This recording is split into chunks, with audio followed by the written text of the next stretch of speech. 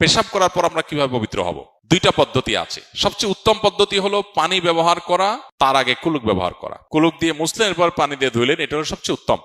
এটা যদি না পারেন তো অন্তত পানি দিয়ে ধুবেন। সেটাও না পারলে টিস্যু বা কোনো ঢিলা ইত্যাদি দিয়ে আপনি পরিষ্কার করবেন। কিন্তু পেশাব থেকে পবিত্র আপনাকে হতেই হবে। নবী করিম সাল্লাল্লাহু আলাইহি ওয়াসাল্লাম বলেছেন, ইস্তানজিহু মিনাল বাউল, তোমরা পেশাব থেকে ভালো করে পবিত্রতা অর্জন করো। কেন? কারণ ফাইন্না আম্মাতা আযাবিল কবরি মিনহু, বেশিরভাগ কবরের আযাব হবে পেশাব থেকে ভালো করে পবিত্র না হওয়ার কারণে। আল্লাহ তাআলা কোরআনে কারীমে মদিনার কুবাবাসীর প্রশংসা করে বলেছেন, ফিহি রিজালুন ইউহিব্বুনা আন ইয়াতাতাহহারু ওয়াল্লাহু ইউহিব্বুল মুতাহহিরিন। এই কুবাবাসীর প্রশংসা আল্লাহ করছেন, এই জন্য সেই সময়ের কুবাবাসীদের কথা বলা হচ্ছে যে তারা খুব ভালো করে পবিত্রতা অর্জন করতে পছন্দ করেন। ভালো করে পবিত্রতা অর্জনের সংজ্ঞা কি?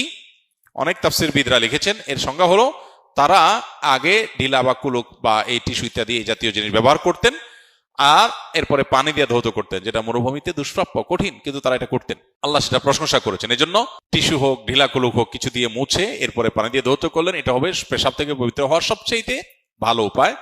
এটা যদি না পারেন তাহলে পানি ব্যবহার করবেন, সেটাও না পারলে টিস্যু ব্যবহার করবেন। যে কোনো মূল্যে আপনাকে পবিত্র হতে হবে, যাতে করে পেশাবের ফোঁটা বা ধারা বন্ধ হয়ে যায়, সেটুকু নিশ্চিত করতে হবে। তবে এর মানে এই না যে পেশাব করার পর আপনি দৃষ্টিকটুভাবে মানুষ সামনে হাঁটাহাঁটি করবেন, সতর এক অংশ খুলে যাবে, এটা অনুচিত।